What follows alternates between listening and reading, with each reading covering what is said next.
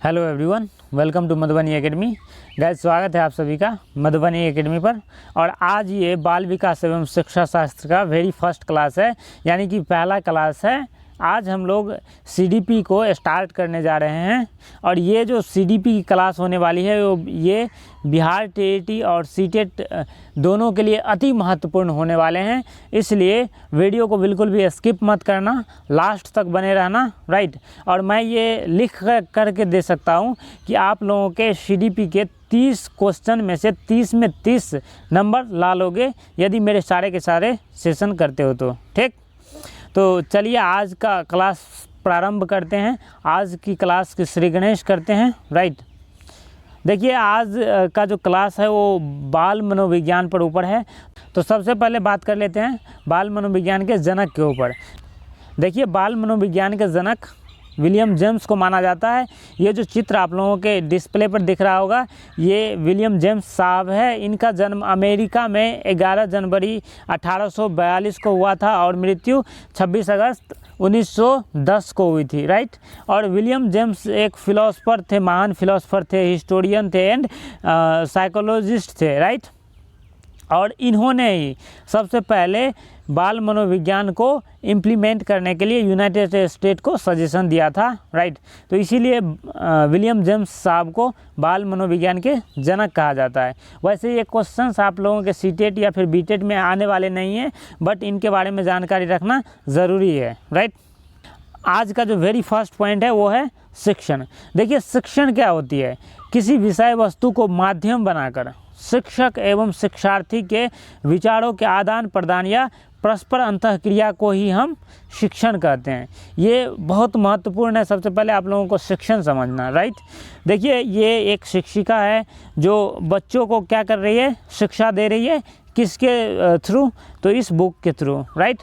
तो इस बुक को माध्यम बना करके जब इन बच्चों को शिक्षित कर रही है, वही क्या कहलाएगा? शिक्षण कहलाएगा, राइट। अब बात करते हैं नेक्स्ट पॉइंट की। नेक्स्ट पॉइंट है आप लोगों का प्रशिक्षण। देखिए, वीडियो को स्किप मत करना, वीडियो में लास्ट तक बने रहना ताकि आप लोगों को सीडीपी की अच्छे से जानकारी हो सके, आप लोग सीडीपी को अच्छे से समझ सको, राइट। मेरा ये उद्देश्य है कि आप लोगों के जो सीडीपी आएंगे सीटेट एवं बीटेट में, उनमें आप लोग 30 में 30 मार्क्स लेकर के आओ, राइट। तो इसके उद्देश्य से मैं पढ़ा रहा हूँ और मैं लिख करके भी दे सकता हूँ कि आप लोगों के 30 के 30 मार्क्स आएंगे यदि आप लोग मेरे सारे के सारे सेशंस एंड तक देख लेते हो तो। और कोई भी बुक पढ़ने की आवश्यकता नहीं होगी अलग से, राइट। देखिए, प्रशिक्षण क्या होती है? प्रशिक्षण जब हम किसी विशेष उद्देश्य के लिए शिक्षण करते हैं, वही क्या कहलाता है? प्रशिक्षण कहलाता है। जैसे आप लोग जब बीएड या फिर डीएलएड में पढ़ रहे होंगे तो वो आप लोगों का प्रशिक्षण हो जाएगा, क्योंकि वो जो है सो आप लोग किसी विशेष उद्देश्य से शिक्षा ले रहे थे, यानी कि टीचर बनने के लिए शिक्षा ले रहे थे, और इसी प्रक्रिया को प्रशिक्षण कहा जाता है। जैसे ये बच्चे लोग भी जो है सो डीएलएड के क्लास में बैठे हुए हैं, तो ये सब भी एक प्रशिक्षण ही हुआ, राइट। अब बात कर लेते हैं नेक्स्ट पॉइंट पर। देखिए, शिक्षा 2 प्रकार के होते हैं। औपचारिक शिक्षा, जिसको हम फॉर्मल एजुकेशन कहते हैं अंग्रेजी में, और सेकेंड वन इज अनौपचारिक शिक्षा, इनफॉर्मल एजुकेशन, राइट। तो सबसे पहले हम बात कर लेते हैं औपचारिक शिक्षा की। औपचारिक शिक्षा क्या होती है? देखिए, वैसा शिक्षा जिसमें छात्र, शिक्षक, विद्यालय, समय आदि पहले से निर्धारित हो, उसे फॉर्मल एजुकेशन कहते हैं। जैसे हम एग्जाम्पल के तौर पर विद्यालय को ले सकते हैं, राइट। विद्यालय में क्या सब पहले से निर्धारित रहती है? तो छात्र, शिक्षक, विद्यालय, समय आदि पाठ्यक्रम भी सारे के सारे चीज़ निर्धारित रहते हैं, और हम लोग फॉर्मल वे में एजुकेशन बच्चों को देते हैं। जैसे ये मैम जो है सो इस बच्चों को फॉर्मल वे में एजुकेशन दे रही है, तो यही क्या हो गया? औपचारिक शिक्षा या फॉर्मल एजुकेशन हो गया, राइट। अब हम लोग बात करते हैं अनौपचारिक शिक्षा की। देखिए, अनौपचारिक शिक्षा वैसा शिक्षा है जिसमें छात्र, शिक्षक, विद्यालय, समय, पाठ्यक्रम आदि पहले से निर्धारित नहीं होते हैं, राइट। जैसे यहाँ पर दिख रहा होगा, ये बच्चे हैं और ये इनके दादाजी हैं, और इन बच्चे को जो इनके दादाजी से शिक्षा मिलती है ना, वही शिक्षा क्या कहलाएगी, अनौपचारिक शिक्षा कहलाएगी। और अनौपचारिक शिक्षा के जो एग्जाम्पल होंगे वो पारिवारिक शिक्षा हो जाएंगे, समाज के द्वारा शिक्षा हो जाएंगे आदि, राइट। अब हम बात करते हैं नेक्स्ट पॉइंट पर। देखिए ये बहुत महत्वपूर्ण पॉइंट है और आप लोगों को इस पर विशेष ध्यान देने की आवश्यकता है, राइट। देखिए सब ये पॉइंट है अधिगम। अधिगम का अर्थ होता है अंग्रेजी में लर्निंग। अधिगम एक नया वर्ड हो जाता है जब हम लोग बीएड या फिर डीएलएड के क्लास में एंट्री मारते हैं, और तभी से हम लोगों को बहुत सारे नए वर्ड देखने को मिलेंगे जिसमें अधिगम भी एक सम्मिलित है, राइट। अधिगम का अर्थ होता है सीखना। जो हम लर्न करते हैं, जो हम सीखते हैं, उसी को अधिगम कहा जाता है, राइट। देखिए बच्चे जन्म के तुरंत बाद से ही सीखना प्रारंभ कर देता है। हम इंसान जो होते हैं ना, वो जन्म के तुरंत बाद से सीखना प्रारंभ कर देते हैं। तभी तो बहुत छोटे बच्चे होते हैं जो नवजात शिशु होते हैं, वो भी दूध चूसना सीख जाते हैं, राइट। अधिगम एक प्रक्रिया है जो जीवन पर्यंत चलती है, राइट, एवं जिसके द्वारा हमारे व्यवहार में सकारात्मक परिवर्तन होता है। देखिए अधिगम जो है ना, सो जीवन पर्यंत चलती है। जन्म से लेकर के जीवन पर्यंत आप लोग कुछ ना कुछ सीखते रहते हो अपने लाइफ से। मैं भी सीख रहा हूँ, आप लोग भी अभी सीख रहे हो, राइट। तो ये हो गई अधिगम की प्रक्रिया जो जीवन पर्यंत चलती रहेंगी। अधिगम व्यक्तित्व के सर्वांगीण विकास में सहायक होता है। सर्वांगीण विकास का मतलब होता है जो हर क्षेत्र में विकास, हर तरह से व्यक्ति का विकास, राइट। और जब हम सीखते हैं, कुछ चीज़ लर्न करते हैं, तो उससे हम हर एक क्षेत्र में स्किल होते जाते हैं। उसी को सर्वांगीण विकास कहा जाता है, राइट। अब नेक्स्ट पॉइंट है, रट कर विषय वस्तु को याद करने को अधिगम नहीं कहा जा सकता है। इसीलिए अब न्यू एजुकेशन पॉलिसी जो है उसके अंतर्गत क्या कहा गया है, जो रटंत शिक्षा प्रणाली को ख़त्म करने पर जोर दिया गया है। जब हम NEP 2020 पढ़ेंगे, NEP 2020 पढ़ेंगे, उस पर विशेष रूप से चर्चा करेंगे, राइट, कि रटंत प्रणाली को क्यों हटाया गया है और इसका क्या प्रोज एंड कॉन्स होते हैं। देखिए नेक्स्ट पॉइंट है विकास। विकास व्यक्ति में होने वाले गुणात्मक एवं परिमाणात्मक परिवर्तन को विकास कहा जाता है, राइट।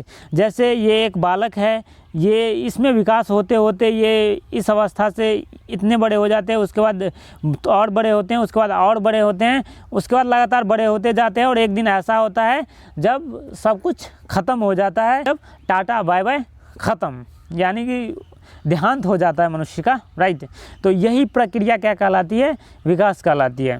देखिए व्यक्ति में गुणात्मक का अर्थ होता है जो व्यक्ति में गुण, ज्ञान, संज्ञान, कार्य करने की क्षमता, सोचने की शक्ति आदि में परिवर्तन होता है, उसे गुणात्मक परिवर्तन कहा जाएगा। एवं परिमाणात्मक परिवर्तन, जैसे ये जो हाइट बढ़ रहा है बच्चे का, फिर ये हाइट बढ़ रहा है, फिर ये हाइट बढ़ रहा है, तो इसी को क्या कहेंगे, परिमाणात्मक परिवर्तन कहेंगे। यानी कि उसके आकार प्रकार में जो परिवर्तन हो रहा है वही क्या कहलाएगा, परिमाणात्मक परिवर्तन हो जाएगा।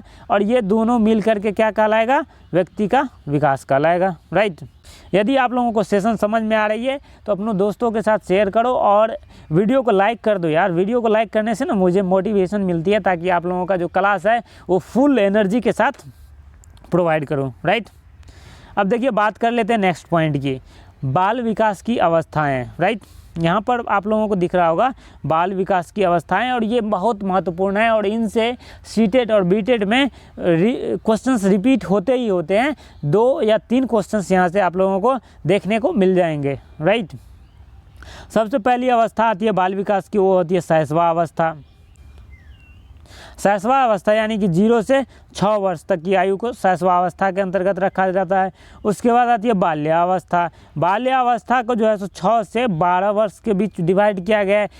उसके बाद किशोरावस्था 12 से 18 वर्ष, और प्रौढ़ावस्था या वयस्कावस्था जो कि आप लोगों के लिए उतना इम्पोर्टेंट नहीं है, वो 18 से आगे हो जाती है। देखिए इसको आप लोगों को एज वाइज याद करना है। शैशवा अवस्था जो होती है, शैशवा अवस्था ये 0 से 6 वर्ष तक होती है, राइट। उसके बाद बाल्यावस्था 6 से 12, या क्रम है ना, ये 0 से 6, 6 से 12, 12 से 18, इसके रूप में याद कर लेना है कि 6, 6, 12, 6, 18 शैशवा अवस्था, बाल्यावस्था और किशोरावस्था, राइट, दैट्स इट। अब इन सभी के जो है सो 2 पार्ट होते हैं, उन पर चर्चा कर लेते हैं। देखिए शैशवावस्था के भी 2 पार्ट होते हैं, एक होते हैं पूर्वावस्था और एक होते हैं उत्तर अवस्था। पूर्वावस्था का मतलब होता है पहले की अवस्था, जैसे अब ये 0 से 6 वर्ष तक शैशवावस्था हो गया, तो 0 से जो 6 वर्ष तक हो गया उसको 2 भागों में डिवाइड कर दो, तो क्या सब हो जाता है 0 से 3 वर्ष तक और 3 से 6 वर्ष तक। तो 0 से जो 3 वर्ष तक होती है ना उम्र, 0 से 3 वर्ष तक ये हो जाएगी आपको पूर्व शैशवावस्था। क्या हो जाएगी 0 से 3 वर्ष तक आप लोगों को पूर्व शैशवावस्था हो जाएगी, वहीं 3 से 6 क्या हो जाएगी तो उत्तर शैशवावस्था हो जाएगी। वैसे ही बाल्यावस्था में हो जाएगा 6 से 9 वर्ष तक पूर्व बाल्यावस्था और 9 से 12 वर्ष तक उत्तर बाल्यावस्था। किशोरावस्था में भी सेम हो जाएगा, 12 से 15 तक पूर्व किशोरावस्था और 15 से 18 तक उत्तर किशोरावस्था, राइट। तो ये थी आप लोगों की बाल विकास की अवस्थाएं। अब चर्चा कर लेते हैं शैशवावस्था में इसके दौरान अधिगम। देखिए शैशवावस्था में जो है सो जन्म से लेकर के 3 वर्ष तक बच्चों का शारीरिक एवं मानसिक विकास बहुत ही तेज़ी से होता है। आप लोग इसको नोट डाउन कर सकते हो, आप लोग इनको एक बच्चे पर नोटिस कर सकते हो, राइट। उसके बाद शैशवावस्था में अनुकरण एवं दोहराने की तीव्र गति बच्चों में पाई जाती है। देखिए शैशवावस्था यानी कि 0 से 6 वर्ष तक के बच्चे जो होते हैं ना, वो हमारी बातों को दोहराने में बहुत एक्सपर्ट होते हैं। यानी कि हम जो बोलते हैं ना उनको बार बार रिपीट करेगा, बार बार वो उन चीज़ों को सीखने का प्रयास करेगा, इसीलिए वो क्या करते हैं तो उन बातों का अनुकरण करते हैं और दोहराते भी हैं। नेक्स्ट पॉइंट है शैशवावस्था में ही बच्चों का समाजीकरण भी प्रारंभ हो जाता है, और होगा अभी क्यों ना, परिवार भी तो एक समाज का ही अंग है, इसीलिए शैशवावस्था में बच्चे परिवार में रहते हैं और परिवार से ही समाजीकरण बच्चों में स्टार्ट हो जाती है। तो हम कह सकते हैं कि शैशवावस्था में बच्चों का समाजीकरण प्रारंभ हो जाती है, राइट। अब देखिए शैशवावस्था में जिज्ञासा की तीव्र प्रवृत्ति बच्चों में पाई जाती है। अब ये जो जिज्ञासा की तीव्र प्रवृत्ति है ये हकीकत में बच्चों में पाई जाती है कि मामा जी ये क्या है, पापा जी ये क्या है और मम्मी ये क्या है बताइए ना प्लीज़, ऐसा कुछ कहते हैं बच्चे। अगर उसके माइंड में कोई क्वेश्चन चल रहा है ना, जो ये क्यों होते हैं, ये कैसे होते हैं, ये क्या होता है, तो आप लोगों को बार बार पूछेंगे क्योंकि उनको जानने की इच्छा होती है, इसीलिए वे बार बार आप लोगों को क्वेश्चंस पूछते हैं और इसी को कहा जाता है जिज्ञासा, जो बच्चों में तीव्र प्रवृत्ति पाई जाती है जिज्ञासा की, राइट। भाषा सीखने की दृष्टि से शैशवावस्था सर्वोत्तम अवस्था है और 0 से 6 वर्ष तक के अंतर्गत ही बच्चे भाषा सीखने का कार्य करते हैं, राइट। तो इसीलिए ये बहुत ही महत्वपूर्ण हो जाता है भाषा सीखने की दृष्टिकोण से। उसके बाद आते हैं जो यह अवस्था शिक्षा के दृष्टिकोण से सर्वाधिक महत्वपूर्ण माना गया है, और हो भी क्यों ना, क्योंकि जो बच्चे हैं उसके 6 साल में एडमिशन हो जाते हैं, राइट। मुन्ना हो या मुनिया हो, 2 बच्चों की दुनिया हो और आधी रोटी खाएंगे फिर भी स्कूल जाएंगे, इस प्रकार के नारे लगते रहते हैं। उसी में 6 वर्ष बच्चियों को स्कूल भेजो, ये भी कहा जाता है। तो शिक्षा के दृष्टिकोण से शैशवावस्था महत्वपूर्ण हो जाता है 0 से 6 वर्ष की उम्र में, राइट। अब देखिए नेक्स्ट पॉइंट है बाल्यावस्था के दौरान अधिगम। बाल्यावस्था के प्रथम चरण 6 से 9 वर्ष में बालकों की लंबाई एवं भार दोनों बढ़ते हैं, राइट। उसके बाद इस अवस्था में बच्चों में चिंतन एवं तर्क शक्तियों का विकास होता है। बाल्यावस्था में बच्चे सोचना प्रारंभ कर देते हैं, राइट। उसमें चिंतन करने की क्षमता आ जाती है, वो तर्क करेंगे कि ये ऐसे हुआ तो क्यों हुआ। अब नेक्स्ट पॉइंट है इस काल में बच्चे पढ़ाई में रुचि लेने लगते हैं। देखिए बाल्यावस्था में ही बच्चे पढ़ाई में रुचि लेने लगते हैं, वो इंटरेस्टेड हो जाते हैं एजुकेशन से। अब नेक्स्ट पॉइंट है शैशवावस्था में बच्चे जहां बहुत तीव्र गति से सीखते हैं। देखिए शैशवावस्था में क्या करते हैं बच्चे बहुत तीव्र गति से किसी भी चीज़ को सीख लेते हैं, लेकिन उसका जो दायरा होता है वो बहुत कम होता है, जबकि बाल्यावस्था में सीखने की गति मंद हो जाती है, बट इसका सीखने का जो दायरा हो जाता है, क्षेत्र हो जाता है, वो बहुत ज़्यादा हो जाता है, राइट। अब नेक्स्ट पॉइंट है जो इस अवस्था में बच्चों की शिक्षा के लिए विभिन्न विधियों का प्रयोग करना चाहिए, जैसे हो गया प्ले वे मेथड हो गया, डायरेक्ट मेथड हो गया, और इन्हीं तरह से बहुत सारे मेथड आते हैं जिनका अप्लाई हम लोग बच्चों के ऊपर पढ़ाई के लिए कर सकते हैं, राइट। अब देखिए नेक्स्ट में क्या है जो किशोरावस्था एवं इसके दौरान अधिगम।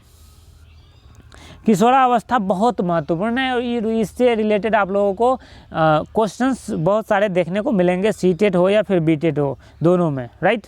देखिए यह समय होता है जिसमें व्यक्ति बाल्यावस्था से परिपक्वता की ओर उन्मुख करता है और बच्चे जो है सो परिपक्व होने लगते हैं, किसमें, किशोरावस्था में, राइट। इस अवस्था में किशोरों की लंबाई एवं भार में वृद्धि होती है। देखिए किशोरावस्था में क्या होते हैं, बच्चों के लंबाई एवं भार में वृद्धि होती है, साथ ही मांसपेशियों में भी वृद्धि होती है, राइट। नेक्स्ट पॉइंट है 12 से 14 वर्ष की आयु के बीच लड़कों की अपेक्षा लड़कियों की लंबाई एवं मांसपेशियों में तेजी से वृद्धि होती है एवं 14 से 18 वर्ष की आयु के बीच लड़कियों की अपेक्षा लड़कों की लंबाई एवं मांसपेशियों में तेज़ी से वृद्धि होती है। तो इस पॉइंट को आप लोग नोट डाउन कर लीजिएगा। 12 से 14 वर्ष के आयु में लड़कियों में और 14 से 18 वर्ष के आयु में लड़कों में मांसपेशियों एवं लंबाई में तेज़ी से वृद्धि होती है, राइट। अब देखिए किशोरावस्था में ही प्रजनन अंग विकसित होने लगते हैं और लड़कियों में मासिक स्राव आरंभ हो जाता है, हार्मोन्स रिलेटेड बहुत सारे चेंजेस देखने को मिलते हैं। वैसे ही लड़कों में भी मूछ और दाढ़ी निकलना प्रारंभ हो जाती है किशोरावस्था में, राइट। एवं उनकी काम की मूल प्रवृत्ति जागृत हो जाती है।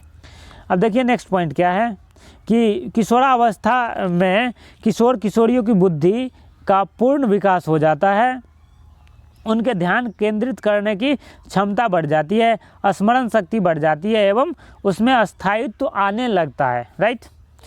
इस अवस्था में मित्र बनाने की प्रवृत्ति तीव्र होती है। देखिए किशोरावस्था ही वो अवस्था होता है जिसमें लड़के लड़कों से खूब मित्र बनाते हैं और लड़कियां लड़कियों के खूब मित्र बनाते हैं, यानी कि मित्र जो है तो इनके मित्र का दायरा जो होता है, क्षेत्र जो होता है वो बहुत बढ़ जाता है किशोरावस्था में, राइट।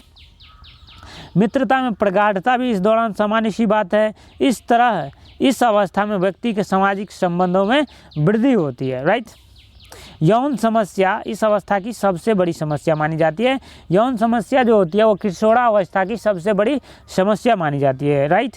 इस अवस्था में नशा या अपराध की ओर उन्मुख होने की अधिक संभावना रहती है। देखिए किशोरावस्था ही वो अवस्था है जिसको तूफान काल का अवस्था भी कहा जाता है और इस अवस्था में बच्चे क्या करते हैं, जो अगर गलत संगत में पड़ गया तो अपराध की ओर उन्मुख हो जाते हैं, नशा आदि करने लग जाते हैं। तो पेरेंट्स को चाहिए कि किशोरावस्था में बच्चों पर ध्यान रखे, भले वो लड़की हो या लड़का हो, दोनों के ऊपर ध्यान रख करके उनको सही से शिक्षा देने के कार्य माता पिता की जिम्मेदारी होती है, राइट। अब देखिए नेक्स्ट पॉइंट क्या है, किशोरावस्था के शारीरिक बदलावों का प्रभाव किशोर के जीवन के सामाजिक और मनोवैज्ञानिक पहलू पर पड़ता है। देखिए किशोरावस्था में जो शारीरिक बदलाव होता है ना, वो किशोर के जीवन के सामाजिक और मनोवैज्ञानिक पहलू पर पड़ता है। अधिकतर किशोर इन परिवर्तनों का सामना बिना पूर्ण ज्ञान एवं समाज के करते हैं, जो उन्हें खतरनाक स्थितियों जैसे यौन रोगों, यौन दुर्व्यवहार, HIV संक्रमण एवं नशीली दवाओं के सेवन का शिकार बना सकती है। इसीलिए हम लोगों को बच्चों पर गाइडेंस करने की ज़रूरत है, राइट। इस अवस्था में उन्हें शिक्षकों, मित्रों एवं अभिभावकों से सही मार्गदर्शन एवं सलाह की आवश्यकता होती है। किशोरावस्था ही वो अवस्था होता है जिसमें हम लोगों को किशोर एवं किशोरियों पर ध्यान देने की ज़रूरत है ताकि वो गलत संगत में न पड़े, वो यौन रोगों का शिकार न हो जाए, यौन दुर्व्यवहार या फिर HIV संक्रमण या फिर नशीली दवाओं के लत में न पड़ जाए, राइट। अब है विकास के विभिन्न आयाम एवं उनका अधिगम से संबंध। देखिए ये जो आप लोगों की CDP की क्लास चल रही है, ये सीटेट और बीटेट की दृष्टिकोण से कतई जहर है, राइट। कतई जहर का मतलब सबसे हैवी वाला जहर होता है और ये क्लास जो है ना आप लोगों के सबसे हैवी वाला क्लास है। तो आप लोग प्लीज़ चैनल को सब्सक्राइब कर देना, दोस्तों के साथ शेयर कर देना और वीडियो को लाइक भी कर देना, इससे हमें मोटिवेशन बीच बीच में मिलती रहती है, ओके। और वीडियो को बिल्कुल भी स्किप मत करना, नहीं तो बहुत सारी जानकारी आप लोग मिस कर जाओगे। और वीडियो जो मेरे होते हैं, सेशंस होते हैं, इनको देखने के बाद आप लोगों को अलग से कुछ भी बुक्स या नोट्स खरीदने की ज़रूरत नहीं है। इस वीडियो के बाद ये जो सेशन ख़त्म हो जाएंगे उनके बाद मैं आप लोगों को अपना नोट्स प्रोवाइड करवा दूंगा और दूसरा कोई बुक लेने की ज़रूरत नहीं पड़ेगी, राइट। अब देखिए नेक्स्ट पॉइंट है विकास के विभिन्न आयाम एवं उनके अधिगम से संबंध। सबसे पहला पॉइंट है शारीरिक विकास, जिसको अंग्रेजी में फिजिकल डेवलपमेंट कहते हैं। नेक्स्ट वन है मानसिक विकास, कॉग्निटिव या फिर मेंटल डेवलपमेंट कहते हैं, राइट। नेक्स्ट वन इज़ भाषाई विकास, लैंग्वेज डेवलपमेंट जिसको अंग्रेजी में कहते हैं, ओके। अब उसके बाद है सामाजिक विकास जिसको सोशल डेवलपमेंट कहते हैं। और नेक्स्ट वन है सांवेगिक विकास जिसको इमोशनल डेवलपमेंट और मनोगत्यात्मक विकास जिसको मोटर डेवलपमेंट कहते हैं। और इनके ऊपर हम लोग चर्चा करते हैं अब विस्तार में। देखिए शारीरिक विकास क्या होती है। शारीरिक विकास होती है जिसमें हमारा जो शारीरिक विकास होता है, शरीर जो है वो विकसित हो जाता है। जैसे ये बच्चा है, इसके बाद ये बच्चा है, ये लगातार क्रम में शारीरिक विकास होते जाते हैं। और एक समय ऐसा होता है जब दाढ़ी और मूछें पक जाती हैं और ख़त्म हो जाता है सब कुछ। अब क्या है, जो सभी बच्चों का स्वस्थ शारीरिक विकास सभी प्रकार के विकास की पहली शर्त होती है। यदि हम लोग फिजिकली फिट रहेंगे तो सारे विकास जो है सो ऑटोमेटिकली कहीं ना कहीं से हो ही जाएंगे, क्योंकि कहा जाता है कि एक स्वस्थ शरीर में ही स्वस्थ मस्तिष्क का वास होता है, राइट। शारीरिक विकास की मूल अवस्थाएं पौष्टिक आहार, शारीरिक व्यायाम तथा अन्य मनोवैज्ञानिक सामाजिक ज़रूरतों पर ध्यान देना आवश्यक है ताकि हमारा शारीरिक विकास सही ढंग से हो सके, राइट। अब देखिए मानसिक विकास क्या होती है, मेंटल डेवलपमेंट क्या होती है। कल्पना करना, स्मरण करना, विचार करना, निरीक्षण करना, समस्या समाधान करना, निर्णय लेना इत्यादि की योग्यता संज्ञानात्मक या फिर मानसिक विकास के फलस्वरूप ही विकसित होती है। और ये जो बच्ची है ये कुछ कल्पना कर रही है, कुछ अपने माइंड में थिंकिंग कर रही है और वो इसलिए कर पा रही है क्योंकि ये मानसिक विकास ही इसका कहीं ना कहीं द्योतक है, राइट। तो इसीलिए कल्पना करने के लिए, स्मरण करने के लिए मानसिक विकास जरूरी होता है। और विकासों की पहली शर्त होती है फिजिकल डेवलपमेंट, तो वो भी बहुत ज़रूरी होता है सबसे पहले, ओके। अब बात कर लेते हैं नेक्स्ट पॉइंट की। देखिए सांवेगिक विकास, भय, क्रोध, घृणा, आश्चर्य, स्नेह, विषाद आदि संवेग के उदाहरण हैं। और सांवेगिक विकास हम लोगों की विकास की वो प्रक्रिया है जिसमें हम लोग इन्हीं सारी चीज़ों को सीखते हैं। जैसे इन बच्चा को जो प्यार मिल रहा है, स्नेह मिल रहा है उनके दादाजी से, ये भी एक सांवेगिक विकास के अंतर्गत आता है। और पता नहीं ये लड़की क्या देख चुकी है डिस्प्ले पर, जिसके बाद ये एकदम से आश्चर्यचकित हो चुकी है। और ये लड़की जो क्रोध कर रही है ये सांवेगिक विकास के ही फलस्वरूप कर रही है। और मुंह खोले हुई है, इसको पता नहीं है कि इसके मुंह में कीड़ा भी घुस सकता है, मच्छर भी घुस सकते हैं, राइट। तो इसको मुंह बंद करके रखना चाहिए, इतना क्रोध नहीं करना चाहिए, राइट। और इतना आश्चर्य भी नहीं करना चाहिए इनको। अब चलिए नेक्स्ट पॉइंट पर बात करते हैं। मनोगत्यात्मक विकास देखिए क्या होती है। ऐसी शारीरिक क्रियाएं जिनको संपन्न करने के लिए मांसपेशियों एवं तंत्रिकाओं की गतिविधियों के संयोजन की आवश्यकता होती है, जैसे चलना, बैठना आदि।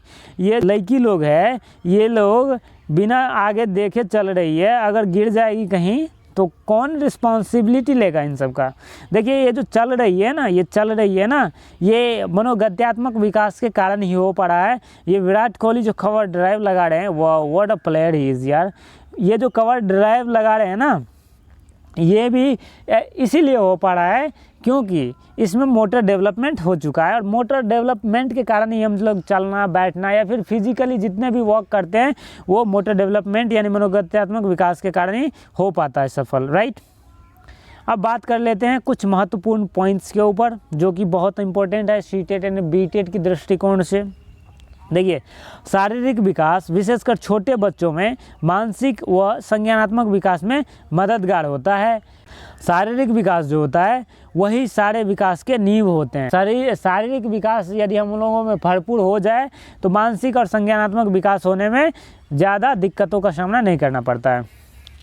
नेक्स्ट पॉइंट है सभी बच्चों की स्वतंत्र खेलों, अनौपचारिक व औपचारिक खेलों, योग और खेल की गतिविधियों में सहभागिता उनके शारीरिक मनोसामाजिक विकास के लिए आवश्यक है। इसलिए बच्चों को योग करने के लिए प्रोत्साहित करना चाहिए, उनको औपचारिक और अनौपचारिक खेलों के लिए प्रोत्साहित करना चाहिए, बच्चों को स्वतंत्र खेलने की अनुमति देनी चाहिए, राइट।